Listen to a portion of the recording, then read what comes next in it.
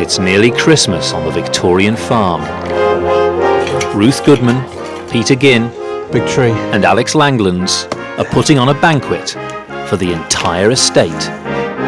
There's a huge amount of preparation to do, but work on the farm doesn't stop just because it's Christmas. Oi, Clumper. Whoa! There are Victorian favourites to rediscover. This is exactly the method that Bob Cratchit's wife would have used to cook her Christmas pudding. Yeah, it's mentioned, isn't it, in the Christmas Carol? Last-minute shopping to do. This is real nose pressed against the glass thing. And gifts to make. That's it now. Lovely. Hit it. Oh. If all goes to plan,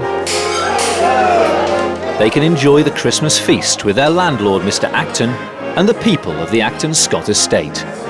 So here's to hard-working Victorian farmers. Victorian farmers. Cheers. Wherever they may be. Queen Victoria.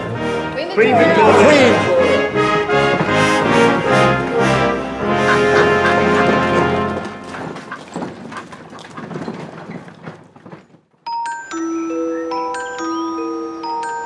In just 3 days, the team will celebrate Christmas on the Victorian farm. And at the heart of the Victorian Christmas was charity. In the church, their landlord's son, Rupert Acton, shows Alex an example of this seasonal generosity. The charity that we had in Acton Scott is this one. Before the advent of the welfare state, private individuals would give money to charities and there would be a sum of money paid out to the poorest people in the village. So this is a common way then of just making sure that everyone knows that the poor have got a stock and they've got some charity being given to them every year. That's right. So what can we do then to recreate something of the sort of Victorian charity? Well, the records show that they were holding a party for the tenants and the servants. That's something that would, I'm sure, go down very well with the people in the parish. So you're happy to stomp up the cash for the location, Certainly. some of the food? Yes. If I go out and maybe get a Christmas tree? You're welcome to do that. In Victorian times, landlords would host a Christmas feast, but it was down to the tenants to do the hard work of preparing it. Time's short, so Ruth's drafted in food historian Ivan Day to help. First, the Christmas pudding, boiled in the washroom's copper.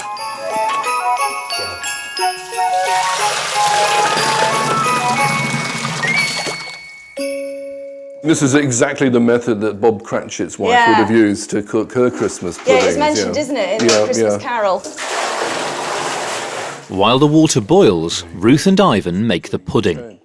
But if we're going to make a real traditional Victorian Christmas pudding, what everybody thinks about are those cannonballs that you get on the Christmas card. Yeah, absolutely, really round one. My one last year did not. I've got it out of the cloth and it just went... Right there, yeah. Now, the one we're going to make is a slightly more old-fashioned recipe. It's from the same author, Eliza Acton, from the 1840s. I like her food. And what we'll do is we'll make two puddings. We'll make one in a cloth, and we'll also make a very fancy one, which is the sort of thing they probably would have had up at the big house.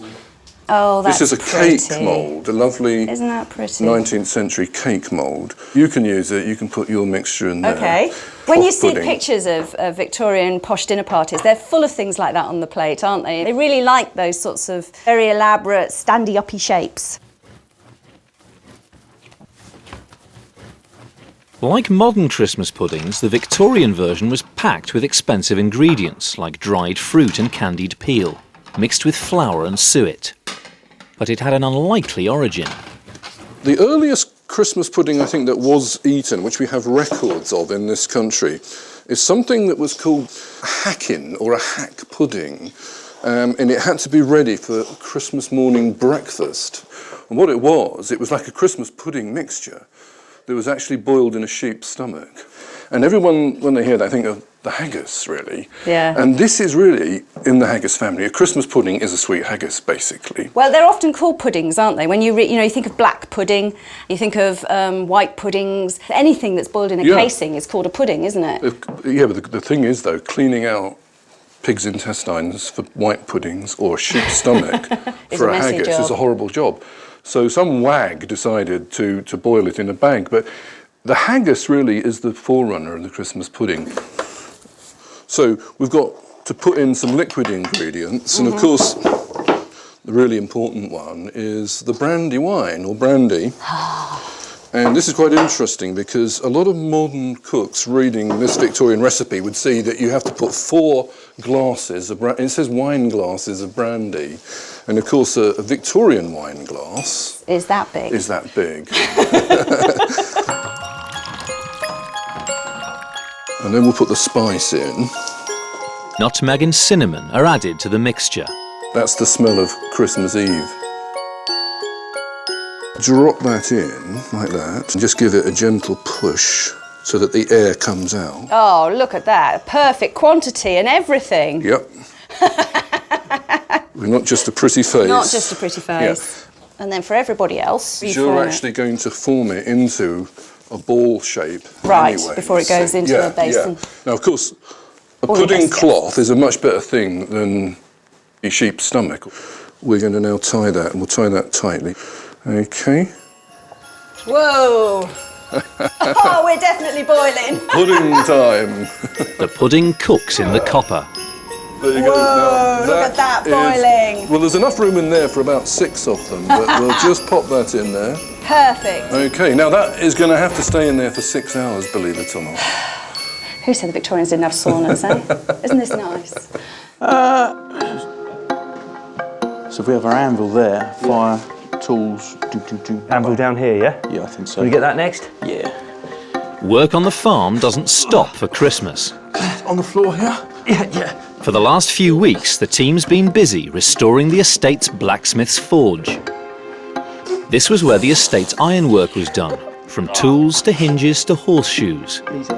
Oh, look at that. Like a glove.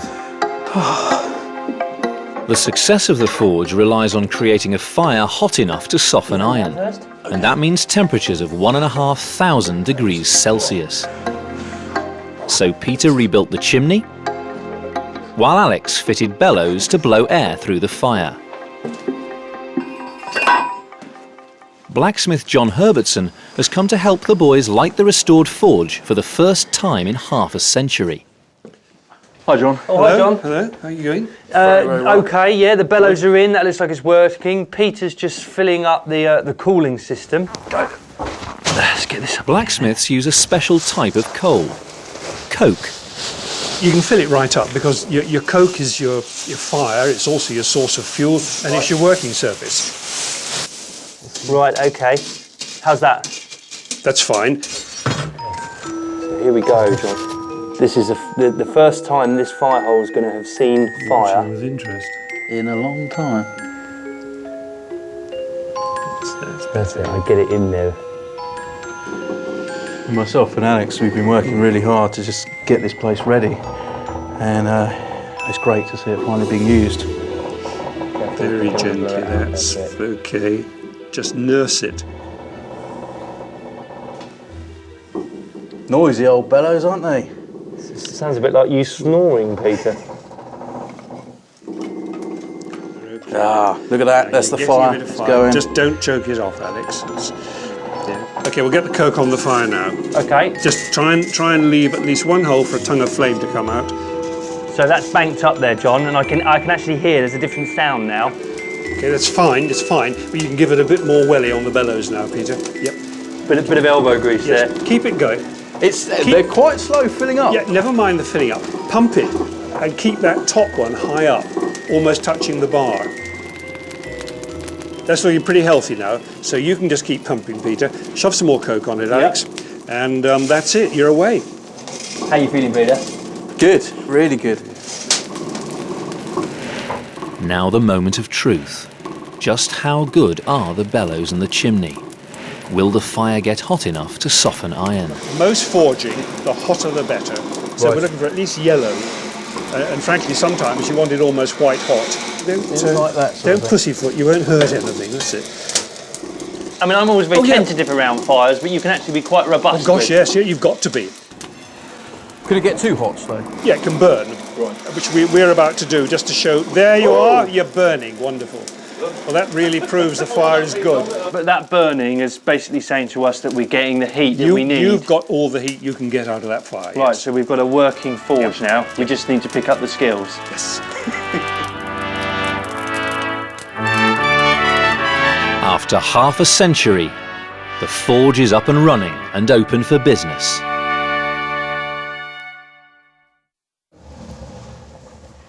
Whoa! The Christmas pudding's been boiling for 6 hours. It's really like some infernal cauldron. In there. So we'll just put it into there and we'll leave it.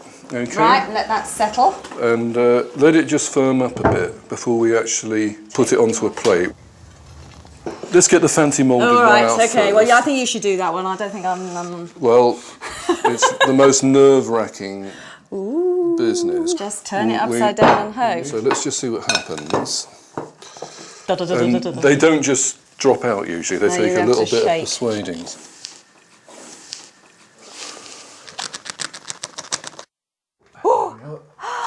And there's a perfect Victorian moulded Christmas pudding, okay?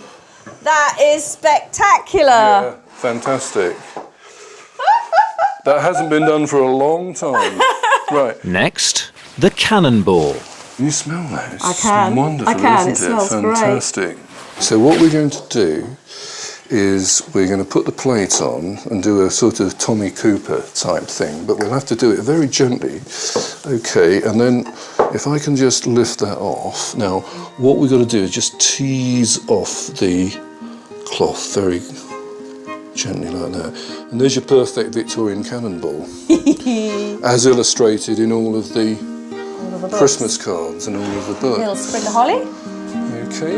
Wonderful. So. Don't they look great?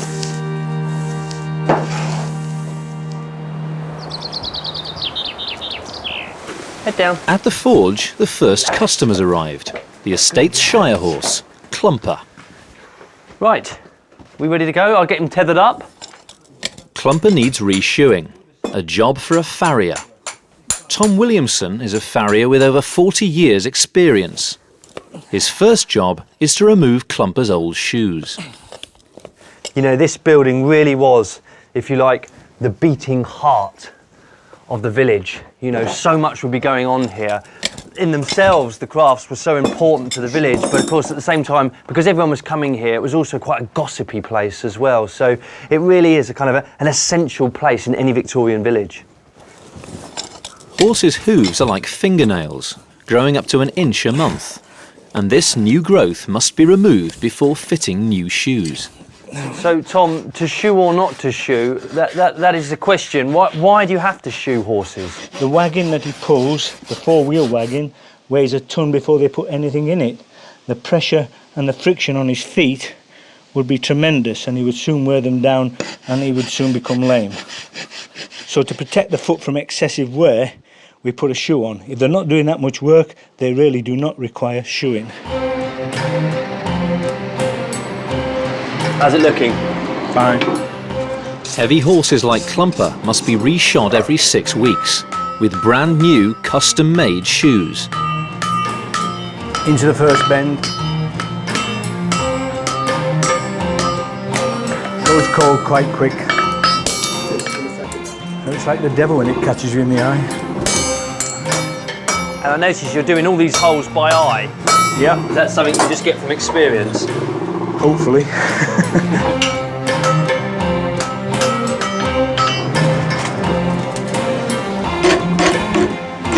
Just making it, taking all the sharp edges off, making it look right. Okay, so it's the other side of the shoe. Second bend.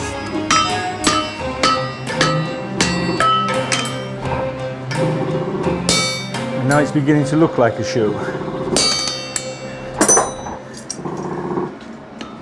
Farriers are their own worst enemy. We make the job look very rough and ready. Yeah. But it's got to be absolutely spot on. The Victorian farrier served a 4-year apprenticeship to learn these skills. He required not only the craft of the blacksmith, but also knowledge of horse anatomy. A lot of people get me mixed up with the blacksmith. Right. Is that sacrilege, is it? It is to me, yeah. I'm a farrier, not a blacksmith. The blacksmith does ornamental metalwork, metal fittings for the wagons and the wheels, or always did. And the farrier, he shoes horses. The blacksmiths are older and uglier than what we are. They've been going for about 4,000 years. Right. Farriers have only been going for 2,000 years. So this system of shoeing horses hasn't altered in 2,000 years.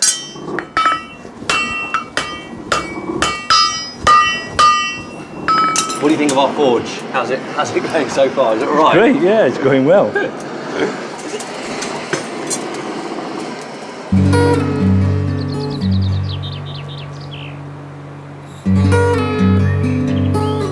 Ruth and Ivan are busy preparing for the estate's Christmas banquet. Next, the main dish, Christmas pie, packed with 4 birds, duck, chicken, partridge and pigeon. These are actually made on a huge scale, even being served in Windsor in 1857. A giant one carried by 4 footmen on a stretcher has been taken to Her Majesty's dining room. Really, in a household like this, of course, game is something that would not have been experienced very often, unless it was a gift of the landlord. OK, we've got a hell of a lot of meat to get into this. The 4 birds go into a pie mould lined with pastry and stuffing. OK, so what we've got here is 1 hen. So if we drop this guy in like that, and just let him overhang. Next, the deboned goose. OK, so we've got 2 little breasts of pigeon. And let's go for a couple of little breasts of partridge. So that's the partridge. Nice. Okay, so there we've got 4 birds, all inside each other. We've basically got the traditional Christmas pie, like that. Okay. So when you slice the pie, you're going to get like rings, aren't you? We'll finish off with a little bit of bacon as a finishing flourish. Then the pie is decorated. Yeah, we're going to use this lovely, it's called a pie board, and it's for making little decorative leaves. Like that. Okay, and then, kind of final mould, decoration is this sprig mould, which is in the form of a flower.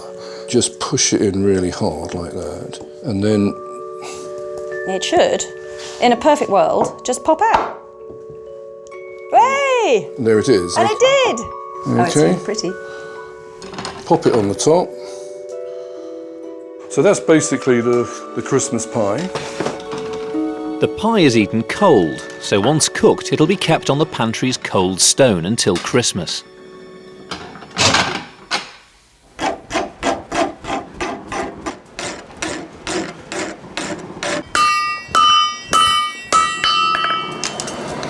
How's it looking then? I think that's about it. Yep, Yeah. ready to go? Clumper's new shoes are ready to be fitted. Okay, we've got it just about ready. Not too hot. If I burn on too much, I'll scald the foot. So I've got to be a little bit careful. So you're burning on? Yeah. What does that mean? Well, you'll see, when I go outside, you'll see exactly what we're doing. You're going to put it on hot, right, okay. Good lad. Up, up. The hot shoe burns an impression into the horn of the hoof, showing Tom how well it's fitting. And this doesn't hurt him? Well, as long as we don't do it too much. Way up. He's too tight at the heels. Yeah. He's not too bad at the toe, so we need to open him up at the heels there and there. Okay? Yeah. So we're just going to adjust that a little bit Just more. a little bit more. So you've got to work quick then, haven't you? Because all the while it's cooling. Cooling down. Yeah. So you can't afford to be casual. Shoe has got to be absolutely level. So working this quickly then, how many horses would a Victorian farrier shoe in a day? I should think he probably did at least 8 horses a day. 8 horses a day? Yeah. But they did it more of a production line.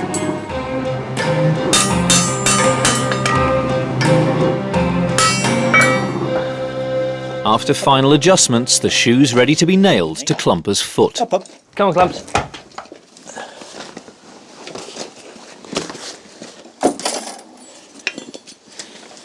Okay. So you're going to put that into that horse's foot, are you? Yep. There's a right way and a wrong way to put them in. If you go in the wrong way, you'll know about it. You'll go towards the bone. Oh, steady. Get up. When done by a skilled farrier, the horse feels nothing. But there's little margin for error. Stand still. Clumper. You stand there. Driving in a nail at the wrong angle can make a horse lame for life. As the nail comes through the foot, you have to rip it off pretty quick. That's a long piece of nail. Hammer goes on, wring it off. Ah! Stand still. Stand there. It's not a small man's game, this, then. Well, a small man, normally they're very good at this, actually. They don't get so much back trouble in a small man. Right. Stand there, Clumper. And now we can see the amount of growth we've had from one set of shoeing to another, so you can see where the old nail holes are in comparison to the new ones. So that's roughly sort of 6 weeks growth then there. Okay, so we better finish him off. Oi! Clumper. Come up. Step on. So you just run your hand across. Yeah. Make sure it's all nice and smooth. And drop it. Drop him down. Well, there we go, fella. How many did you say they did a day? 8 a day? They'd probably do a few before breakfast, so.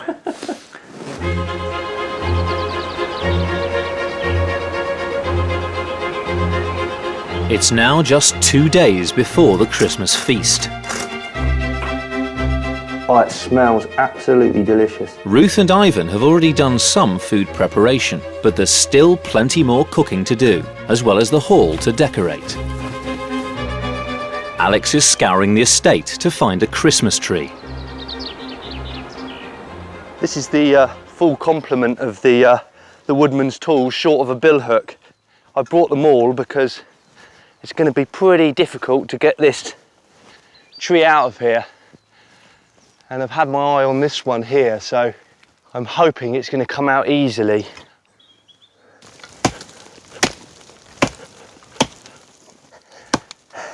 It was actually Prince Albert, the consort of Queen Victoria herself, who was responsible for introducing the Christmas tree to these shores. And he imported in the 1840s trees from Coburg, his native country, to the part of Germany. And in fact, Dickens even refers to Christmas trees as being a German toy that the upper classes were indulging themselves with.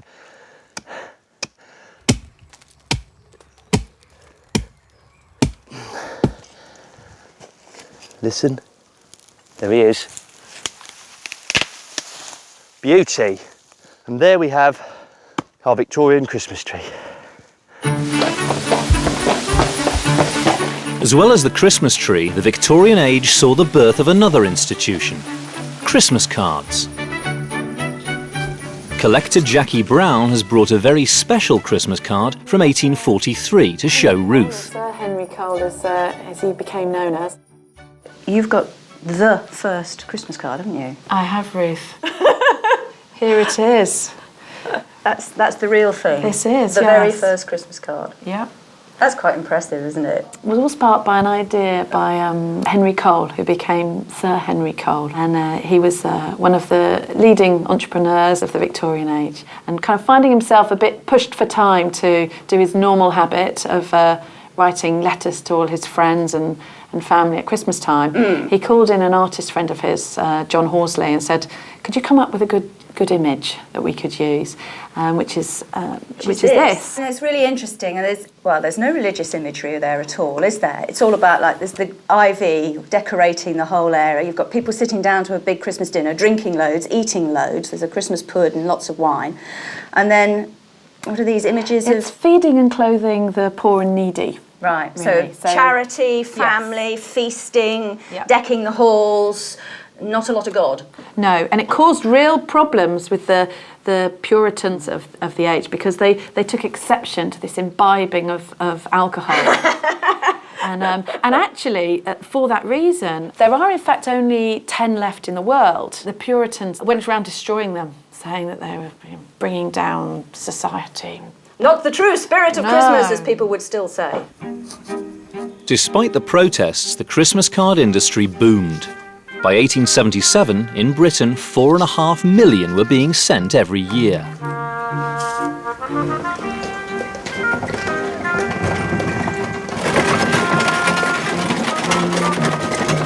Christmas shopping also boomed in the Victorian age. Rather than being for necessity, it became a leisure activity.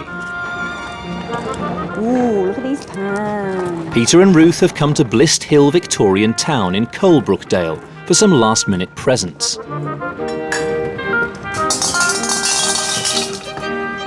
This is the age of the beginning of the department store. And of course, some of them that were started in Victorian period are still with us. Things like Liberty's, Selfridges, Marks and Spencer's. This is when they begin with this great explosion of commercial goods.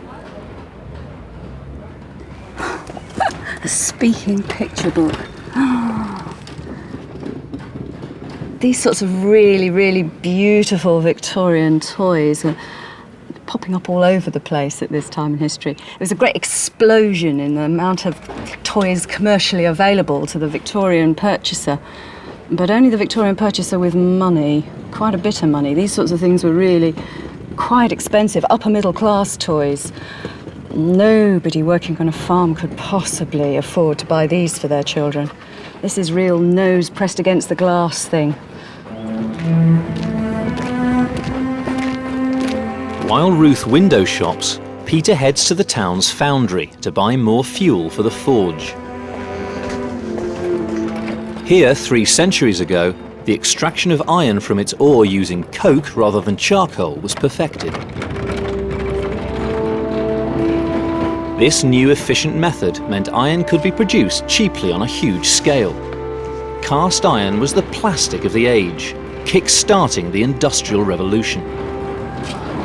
John Challen runs the Blists Hill furnace that still operates today. What can I do for you? I'm looking for coke, actually. You're looking at what I've got, aren't you? Excuse my ignorance, what exactly is coke? It's basically roasted coal. Right. So you get your coal. What you're doing is driving off all the unpleasant bits, all the oily stuff and the tars and everything, and you're left with almost what is pure carbon. Coke had the advantage of burning hotter than normal coal. Quite boring looking stuff, but now I've had an impact. This is almost the start of our carbon footprint as we... Yeah. It's the birth of the Industrial Revolution, it's also the birth of the problems we have now. It's one of them paradoxes, because if you hadn't have done it, there wouldn't have been the volumes of iron around to build your railways, bring the world closer together, you know, ocean-going ships, all that sort of thing. All needed vast quantities of iron, which you wouldn't have got if you were literally growing your fuel on trees.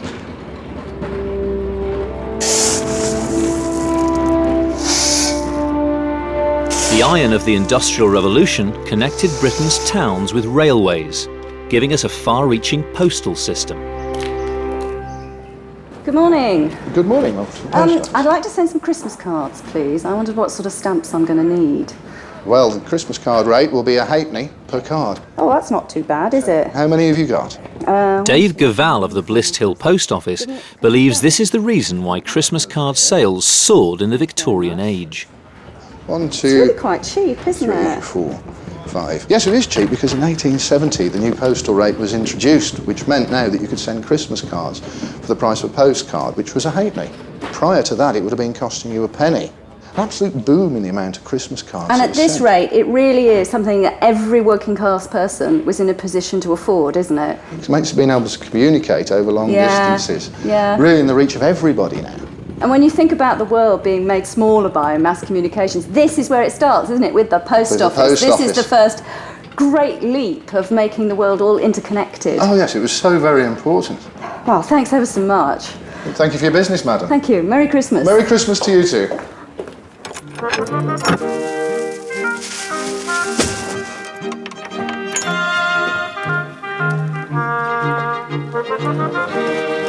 Take me home, Ruth.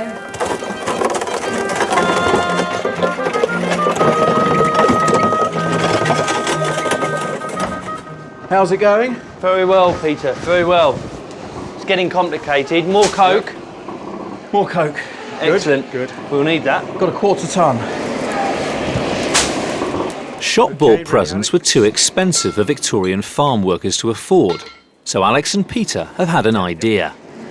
What we're doing is we've constructed this forge and we want to do something with it. So we thought, what would be better than giving the Actons a Christmas present from our very forge? So we're going to make them a door knocker. Okay. And go. All right, that's it. Good.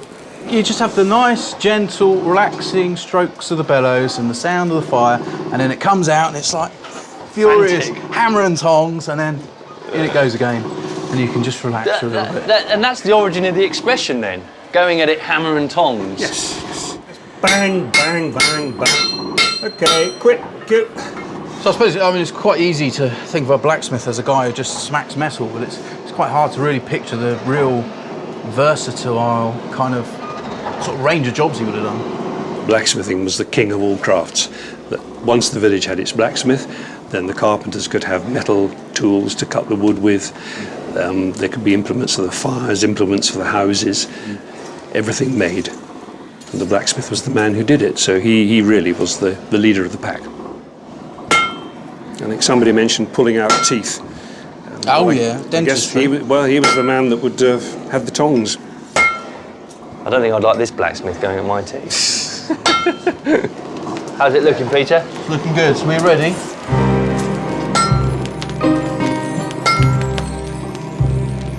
Next, the critical moment.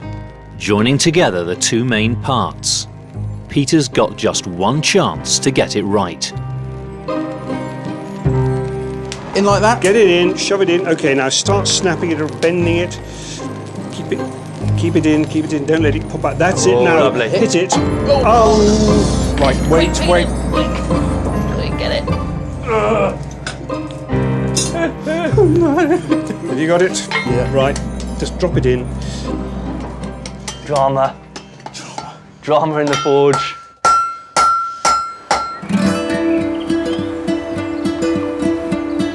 For centuries, homes at Christmas were decorated simply with greenery, like holly and ivy.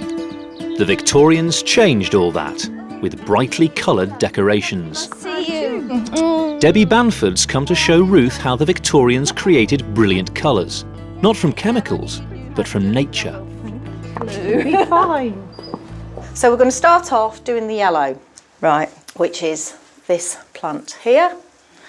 Nice weld plant. Right. Now this plant has actually been used for putting yellow colour into textiles for at least 3,000 years. Oh, good grief. so it's quite well tried and tested then. Yeah, we think it'll work. So what do I do with it? Just chop it up? You just literally use stem, flowers, leaves, the whole lot except the roots. Okay, so we've got loads of weld. Loads of weld. Chopped tie up it up in a little bag. bag. So what we need to do with this bag now is put it into some hot water. Okay, so bag just goes in there. Bag just goes in there. Now we have a crucial element that really needs to go in with the weld. And that's this one here. Hold your nose. This is stale urine. Oh, lovely. So you're ready to hold your nose? Yeah. Urine is essential to fix the colour to the fabric. Oh, God, blinking heck, you can, can't you? Oh, straight at the back of the throat. It really is. Time for the ribbons to go into dye. One of those and one of those. And then, yeah, put another couple in. It needs to be on the heat now for a good 3/4 of an hour, and then we can do another colour. Ooh. For the red, there's something more exotic from South America. So they're the cochineal beetles. Yeah, You can see the little tiny insects. Almost like mini little wood licey things. Well, effectively, that's what they are. They just kind of live on the trees, on the cactus. And that's what cochineal is. It's just a ground up female beetle. Beat your beetles to a paste or powder. The dead beetles must be ground up to release their colour. Cochineal's what's used for the British Army redcoats. Oh, is it? Yeah, that's how we get our really nice shiny red. The thin red line is all about dead beetles. Dead beetles. And of course... it's quite red already, it look. is. So just in there? Yeah, just tip it in there. Yeah, you can put some ribbons in. I like this bit. Finally, blue. It's from an Indian plant called Indigofera, and it comes in lump form, and we crush it up and mix it with stale urine and let it ferment nicely for a while. Everything's with stale urine. It's a crucial commodity.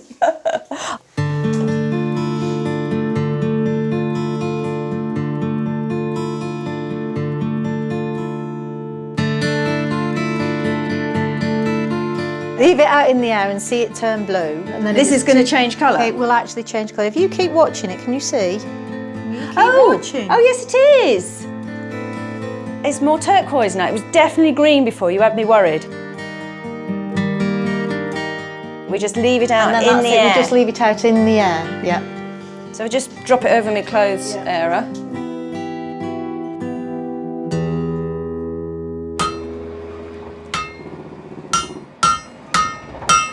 Compressing a 4-year blacksmith apprenticeship into an afternoon is proving a challenge for Alex and Peter. It's not going brilliantly. It is slaving over a very, very hot fire. You do get burnt on a regular basis. My hand wasn't used to the hammer, so I've managed to give myself 2 giant blisters on my hand. Peter must bend the rod of iron into a perfect circle to form the knocker. There's a bit more bend there.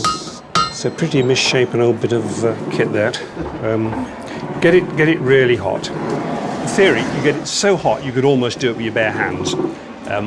There's a good reason for not doing it with your bare hands, but use a hammer instead. The sort of consistency It would almost be soft enough, yes. Don't spoil it. Okay. Now the moment of truth. Time to assemble the knocker. So this is going to be the real test now, this one. This is the difficult bit, that's why I'm not doing it. I have full trust in our man. Baptism of fire, Yep. why not? Just whip that out. That's fine. There we are, okay. So, That's it. Okay, let's turn it up now onto that side and start encouraging that thing to go through. So is that going through? Yes. Tense moments here. slightly off. It has a certain charming asymmetry, which I can't quite put my finger on. And short of taking it apart, Yeah, there's very little we can do. very little we can do about it. It is a Christmas present. They'll probably have had sherry. I reckon that'll look pretty straight to them on the day.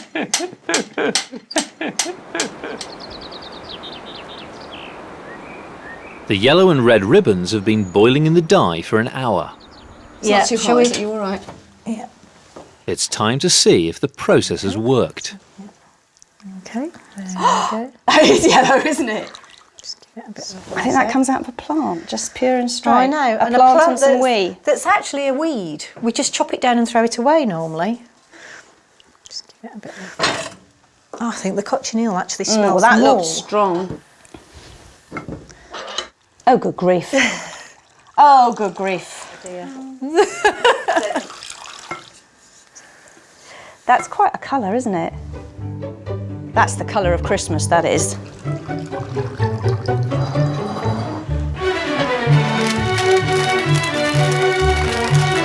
It's the day before the feast. The farmers are busy with last-minute preparations. The presents are wrapped using Ruth's coloured ribbons. And the cooking's well in hand. Here we go. So we'll just slam these in here for about half an hour.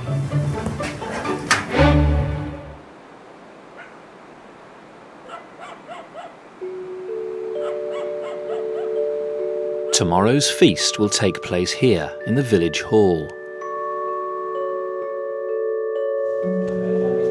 The Victorians would put their decorations up as late as Christmas Eve, not weeks in advance like today.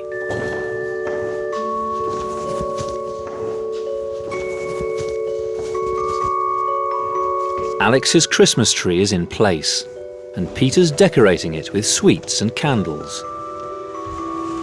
Big tree, big decorations. I think we're going to struggle to get a star on top of this, although Alex has volunteered.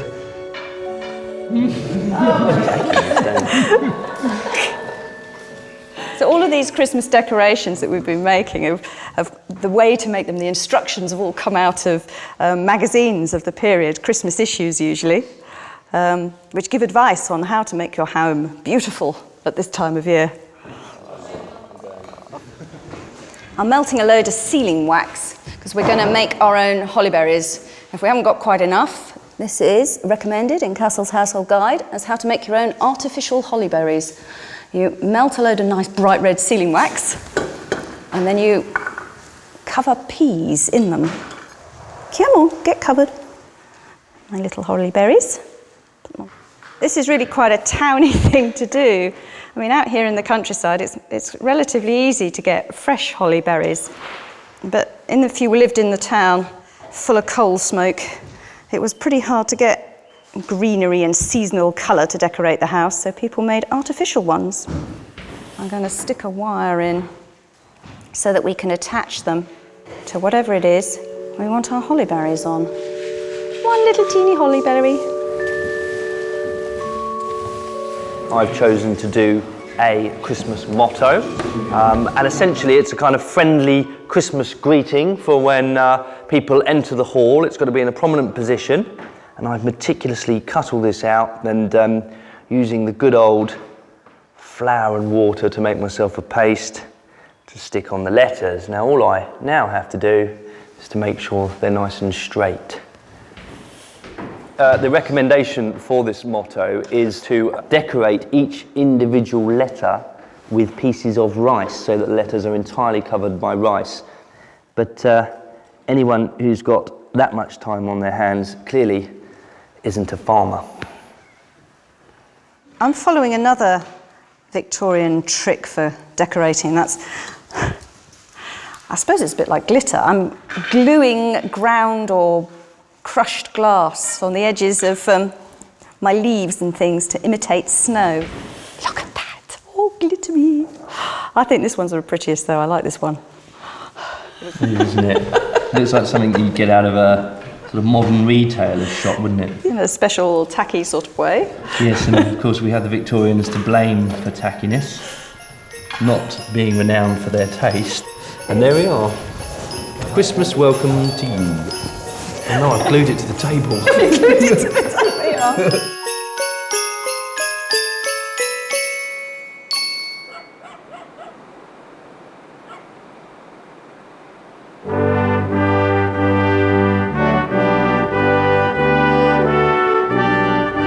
The big days finally arrived. But even at Christmas, the Victorian farmer was up at the crack of dawn to tend to his animals.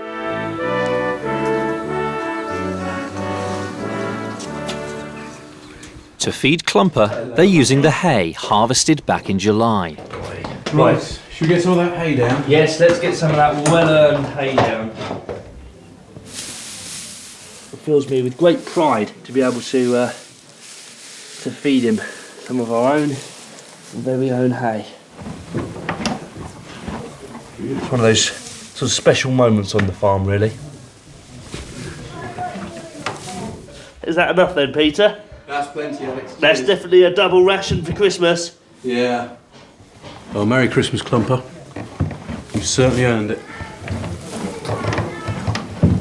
Merry Christmas. Get out of the way. Right. Get stuck in.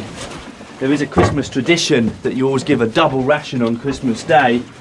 And this isn't really down to generosity at all.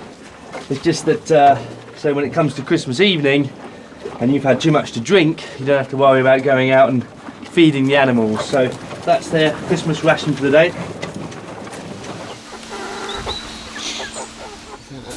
Come on then. Chip, chip, chip, chip, chip, chip, chip, chip, chip, chip. Let's spread some grain out on the floor so that they're going to spend their day pecking happily.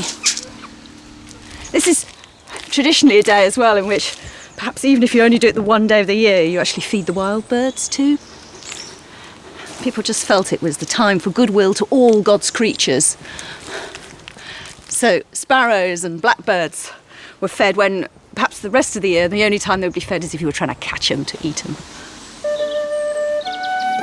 Hello, Princess. Hello, Princess.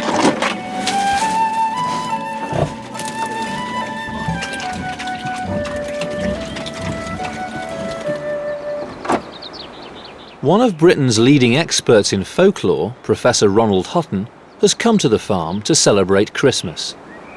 Here's a health unto Snowdrop and to her great horn, pray God. He's joining the people of Acton Scott in the stables for an ancient tradition. All over Europe, from the beginning of time, people have blessed their homes and their farms at midwinter to bring them luck for the coming year. Drink unto thee, with a wassailing bowl, we'll drink unto thee. And here's unto And the southern English way of doing this is called wassailing, and it simply means singing to and drinking to your farm produce. So if you're a fruit grower, you sing to your apple trees.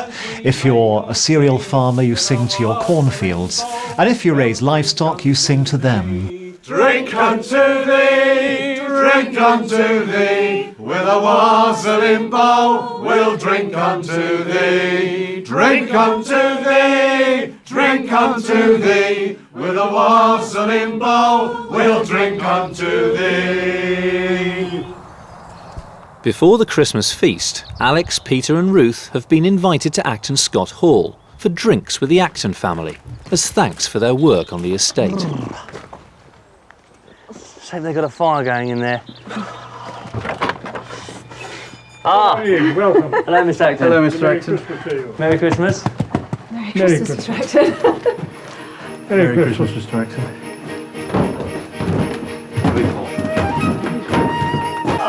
How are you? It's a rare opportunity for the Victorian farmers to see the inside of the big house. Here the Acton children are playing with the very finest toys of the age. Yes, and then the fox has to I can't. This ingenious book of animal noises dates from the 1850s. Right, this is how this boat works. In order to produce the sound, gently pull out the cord. They're pretty lifelike, I think. But these sort of elaborate gifts were only for the privileged few.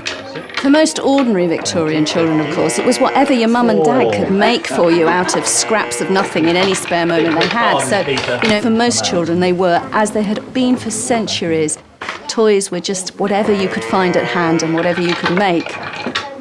As the Victorian age progressed, presents went from being just for children to being for the whole family. Well, first and foremost, we have a big thank you present to the Actons, and whilst Ruth can lay claim to the ribbon and myself to the wrapping paper, it's Peter's handiwork. So, Well, it was our handiwork until it started going slightly wrong, and now it's my handiwork. I firmly shifted the blame onto Peter. So, Mr Acton, if I could pass that to you. What can it be? It's very heavy. That, I think, is a door knocker. Am I right? Yes. the fact you have to guess. Yes, I think it'll be quite appropriately decorative. Happy Christmas, Mr Acton. So it's obviously not a book this year, then. No. The farmers exchanged their own homemade presents. Something metal, something long. Oh, it's a fire poker. Hey, that's really handy. Thank you. Outwitted by a piece of paper. Again. Ooh, wow, cricket whites. Cricket whites. It's a set of woolly underwear, boys. Oh, lovely. Do you want to try them on? I think later, Peter. It's just a little token. Oh, thank you. And this ribbon, gosh, what a colour. I know, that's weld those. We did a bit of dyeing and that just made the most amazingly zingy colours. You don't want to hear this. It's made with stale urine as a man. Lovely. I did rinse it, I promise. Thank I rinsed you. it out Is it properly. safe to touch? It's fine. Oh, how lovely. Look, Little lavender bag, yes. gorgeous. Thank you. Do you want to smell that, John? Thank you very much. Well, this is one of Christmas's more ancient traditions. This is the Yule log, and the idea is to get a log big enough so that it'll burn for the full 12 days of Christmas. And of course then, at the end of the 12 days, you take a small part of that wood, you keep it back and reuse it for next year, so that you get good luck throughout the year. I thought you might like to hear a little piano music. Yes. And as I can't play the piano very well, I've got an invention here made in America in the second half of the 19th century, which will play the piano for me, providing I work hard on a pair of pedals.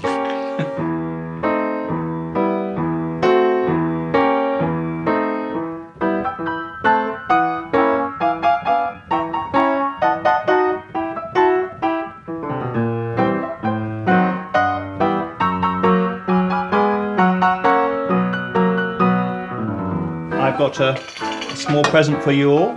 My great-grandmother wrote in her diary in 1883 that she took all the children oranges. So I've got some oranges for you here now. Sophie, would you like one?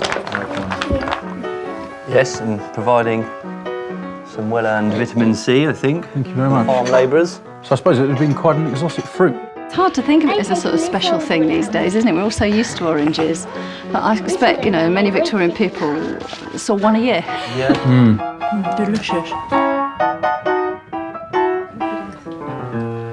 Mine's wrapped in the wee ribbon. Yes, you appear to have drawn the short straw there, Peter.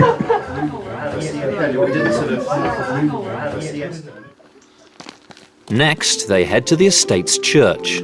Here, they're joined by the people of Acton Scott for a carol service, with a difference. One shepherd's washed, one shepherd's washed, one shepherd's washed, their flocks by night, all seated on the ground. John Kirkpatrick and his band are performing carols with familiar words, but unfamiliar tunes.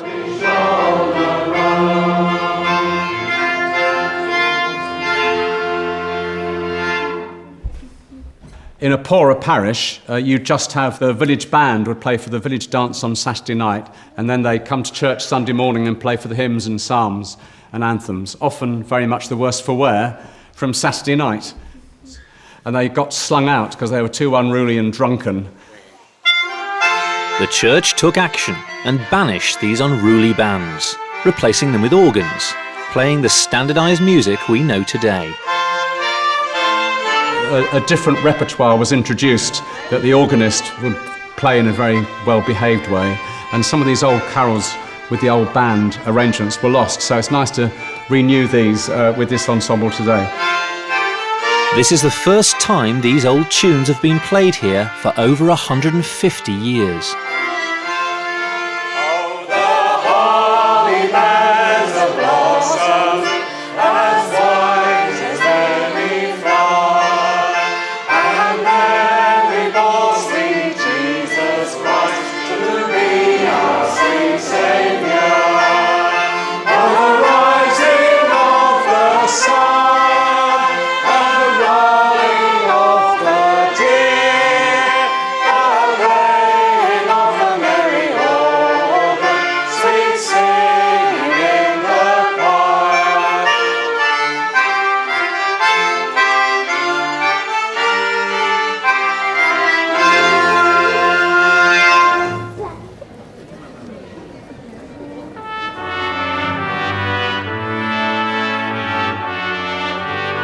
Finally, after weeks of preparation, it's time for the feast.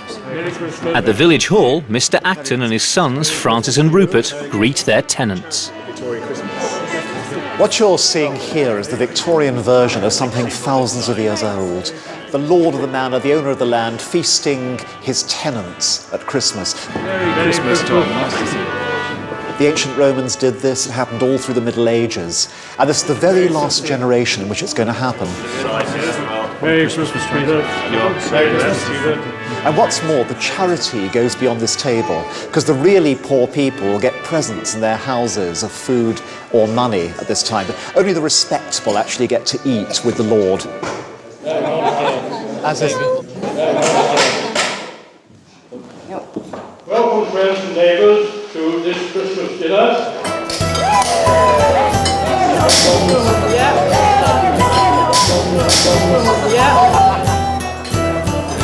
It's actually quite, do you like me? Now think before you answer. They come out quite nice, haven't they, these crackers? I think they're quite fun. The culmination of weeks of work finally arrives with the serving of the food. That is beautifully decorated, it really is. The centrepiece is the Christmas pie. There's like a chicken and a duck and the breasts of a partridge and the breasts of a pigeon all sort of forced in really, really tight. So it's solid meat in there. Let's get stuck in. That's way too posh pie for the likes of you. It looks very good, Ruth. It is wonderful. Made delicious. The Christmas turkey and all its trimmings also originated in the Victorian era, replacing goose. Delicious. Yes, very well cooked too. Little set of screwdrivers. If anybody worries about eating and drinking too much at Christmas, it's the essential Christmas experience. Religions and customs may come and go, but the midwinter tradition is a party involving food and drink. It's the great way since prehistory of avoiding dying of depression at midwinter. One time of the year when you could be sure of being given the means of staying alive by those around you. Bring in the pudding.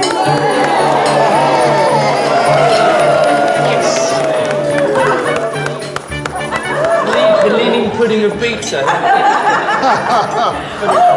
Oh, look at that. I'm really pleased. They turned out so nice. They look really good on the table, don't they? They do. They look fantastic. Thank you. Ooh, look at that moist. Well done, I Ruth. hope it tastes all right. Wonderful.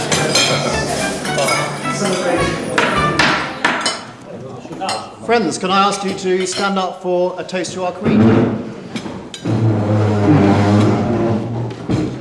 Queen Victoria. Queen Victoria. So, another chance to be Victorian farmers. Another chance to be Victorian farmers, and what fun we've had this time round. Yeah. So here's to hard-working Victorian Hard-working farmers. Victorian farmers, absolutely. Cheers. Wherever they may be. Dear friends, another toast. There's a toast to them as we love, and a toast to them as loves us. And here's to them who loves them, who loves those, who loves those, who loves them that loves us. A toast.